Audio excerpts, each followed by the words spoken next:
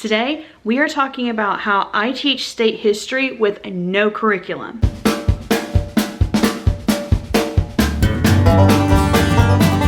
Hey everyone, today I want to talk to you about specifically state curriculum and how we're teaching it to our 7th grader with zero curriculum.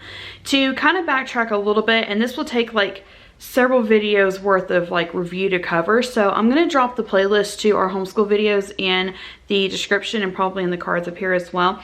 But in 2020 and pre everything that happened in 2020, so like February in 2020, we started looking into, we just were not happy with workbook box curriculums anymore. And at first we were just looking for like a new curriculum to be able to teach with our kids.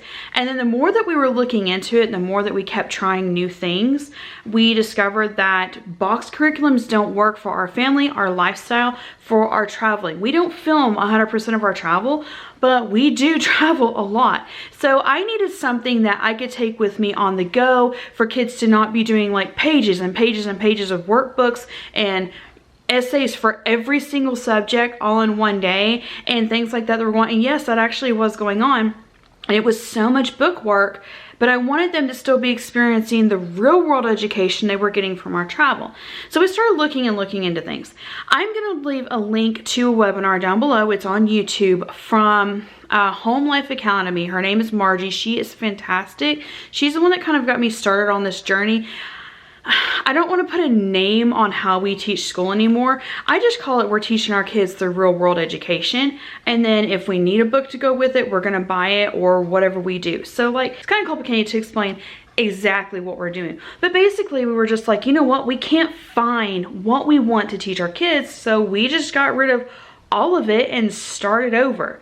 So one of the subjects that I was having a struggle with, and this is funny, it took me until my youngest to figure this out, state history. State history was so hard because like usually you would get like this set curriculum and then you would just fill in your state's name and fill in the capital and take a picture at your state capital, which we live in a really long state. Tennessee is a very long state. It would take like 10 to 12 hours to drive from one side of the state to the other. And the capital's in the middle. So like, I don't always have, you know, the 4-hour drive to drive to our state capital. It's about 3-ish, but anyways, I don't have that time to just drive out there. Now, it is my goal to get out to Nashville this year, but like, I didn't have time to do, and then like they wanted you to, like it was set, you needed to go to your state capital to complete your Tennessee history, or your state history. And I was like, there's gotta be more to it than that. So I started on this journey of just like, how do I teach state history without like this preset plan that's not working for our family, and just like answer all these questions about the fun state facts. It's like, yes, it's cool to know those facts of like, what is your state tree? What is your state flower? What is your state law on this? Okay, that's great. But I didn't feel like my kids were actually getting the history and the culture of our state filling in these preset plans. So what do we do? First thing we did was like I said, go check out that webinar from Margie. She is fantastic. She'll actually help you with doing free homeschooling other ways. And I don't want to say that this is 100% free because, guys, I get it. What I'm fixing to describe is going to be, number one, there's going to be some gas mileage in it. Like I 100% get, when you say that there's gas mileage in it, yes, there's a cost to it.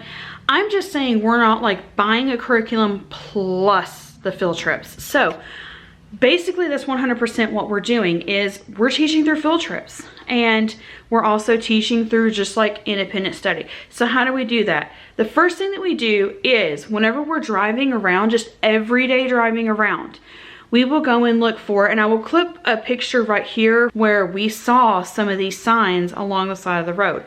In Tennessee, I think every state has them, but in Tennessee, we have these historical landmarker signs that are all over the road everywhere. We pass one every single Sunday and Wednesday on our way to church.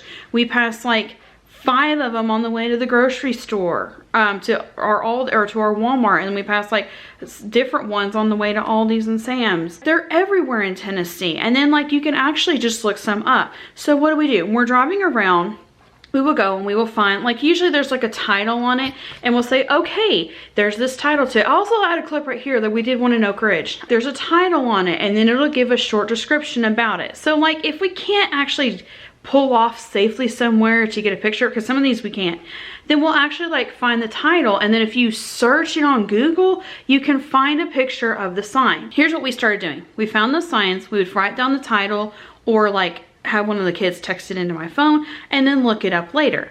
And then what I would do is I would look it up on Google, and then I would email it to my daughter, because she has Google Family Link, so she can't just look at every single website. So I'll just like take a picture of it, and then I'll email her the picture. That way she has the full picture on it.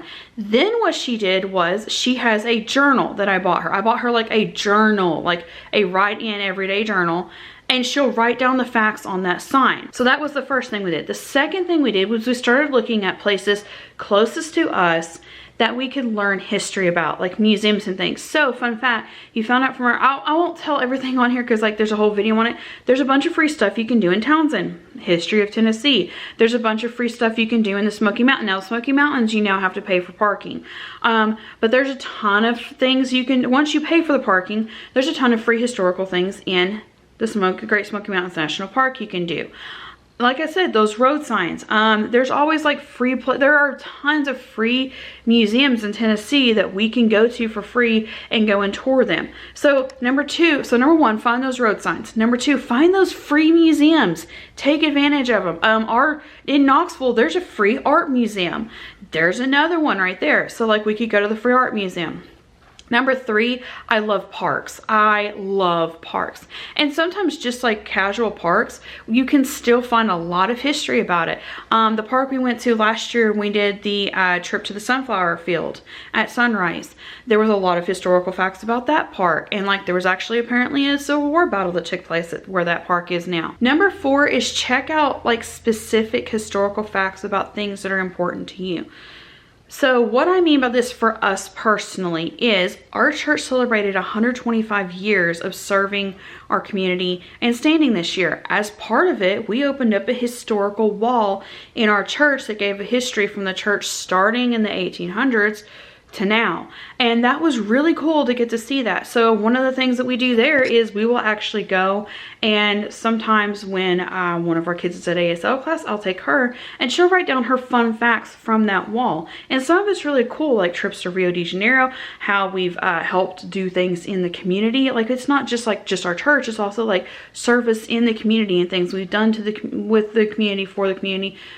Things like that. So like we were able to write down all of those facts as well. Number five is find people you can interview about the history of your state. So for us, because most of my family is here in Tennessee. So one time we interviewed a family member who had a family member like in their household who worked in Oak Ridge. Can't say where, can't say anything, important information like that. But we were able to like interview her and say, hey, what happened? How did this go? What was it like living in Oak Ridge when they still had the guard towers up, security and all that. So that was kind of cool, like to do the hands-on with that.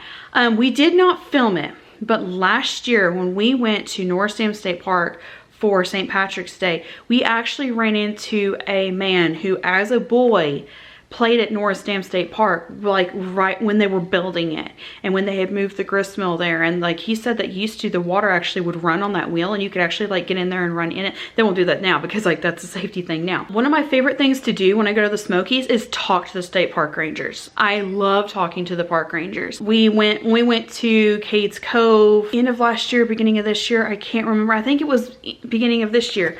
We actually were able to talk to a man who was working the grist mill and like grinding corn for cornmeal, and also talked about the process of making grits. So that was kind of something cool to do. So take advantage of all those free things. Look it up. I mean, every state, like there are so many things now because people are looking for more budget-friendly ways to travel. And I guess that's kind of where it started, was because I already have this knack for like looking for free things to do to fill our time. Like when we went to Chattanooga, I was like, okay, what can I find for free for us to do? And I found that you could walk across that bridge for free in Chattanooga, and right there outside of it is a civil rights memorial.